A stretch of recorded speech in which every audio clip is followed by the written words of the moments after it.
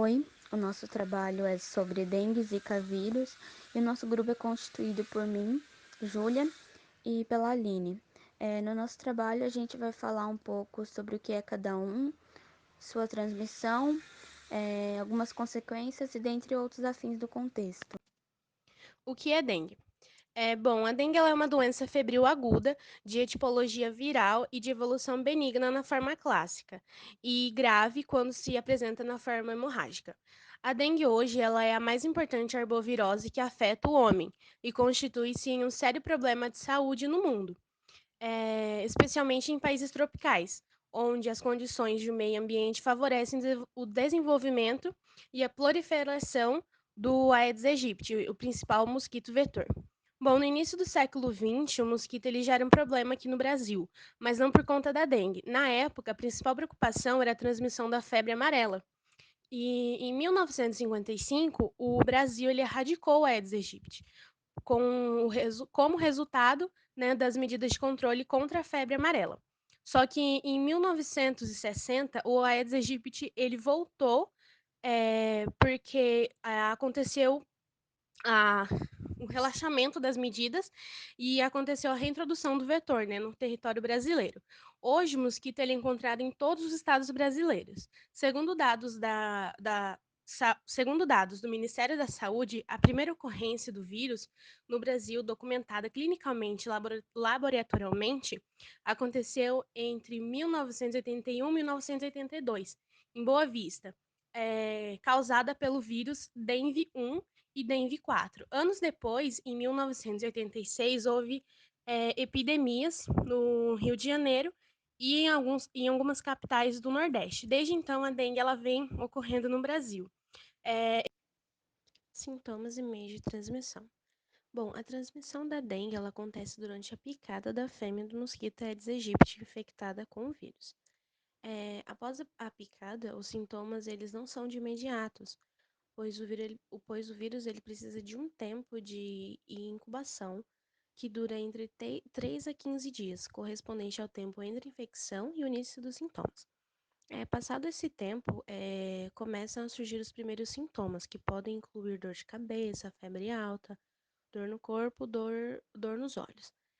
A dengue ela não é contagiosa, ou seja, ela não pode ser transmitida de pessoa para pessoa, além de também não poder ser transmitida através do consumo de alimentos, pois a dengue ela exclusivamente pode ser transmitida através da picada do mosquito infectado.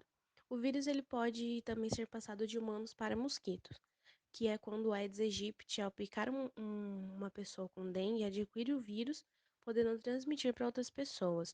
O vírus da dengue ele é composto por um filamento único de ácido ribonucleico, que é revestido por uma capa de proteína icosaédrica.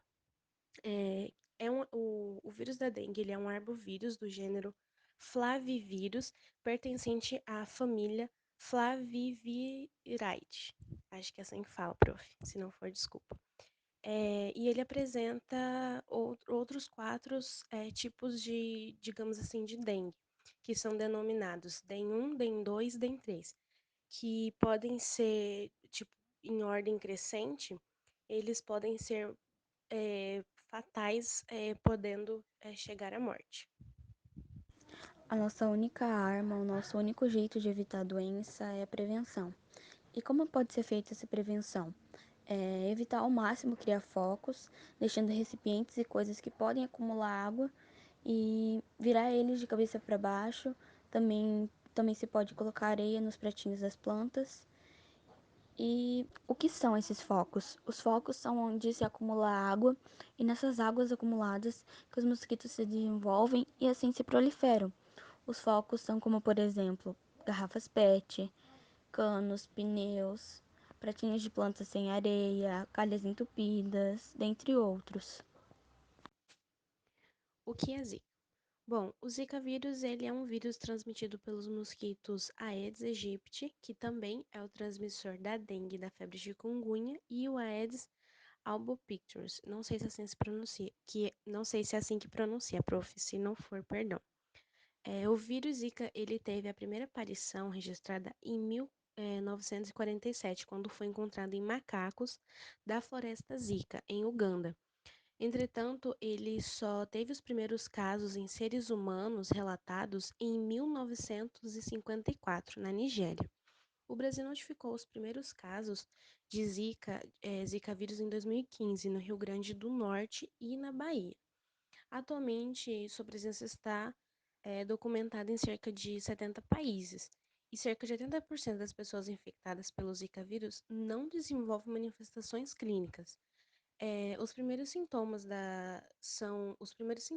do Zika são dores de cabeça, febre baixa, dores leves nas articulações, manchas avermelhadas no corpo, coceira, vermelhidão nos olhos.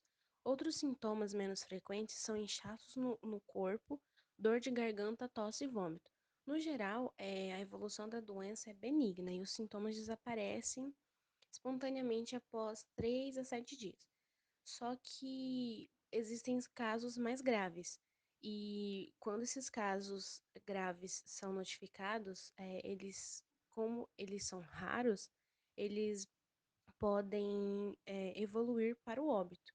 E quando isso acontece, a pessoa vai a óbito, obviamente, e o primeiro caso a ser notificado foi no mês de novembro de 2015, pela primeira vez na história. O Zika também pertence ao mesmo grupo de vírus que a dengue, que é o grupo chamado de flavovírus. Bom, em praticamente todos os casos, não há nenhuma consequência do Zika vírus. Porém, no caso das mulheres grávidas, isso pode acarretar com que a criança nasça com microcefalia, caso essa mulher tenha pego o Zika vírus durante a gravidez.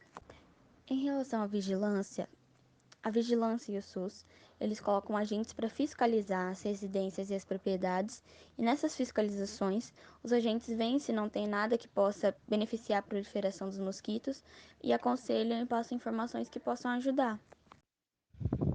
Podemos concluir que a Zika e a dengue são doenças com o mesmo agente etiológico, ou seja, fazem parte do mesmo grupo de vírus, os chamados flavovírus. São doenças encontradas em países tropicais e que têm um grande número de casos aqui no Brasil, tendo suas semelhanças e suas diferenças. E são doenças que podem ser facilmente evitadas com a prevenção, como explicado no trabalho, que não é uma coisa muito complicada, mas que com um pouquinho de atenção todos nós podemos fazer. É isso, prof. Obrigada por ter assistido a gente até aqui. Tchau.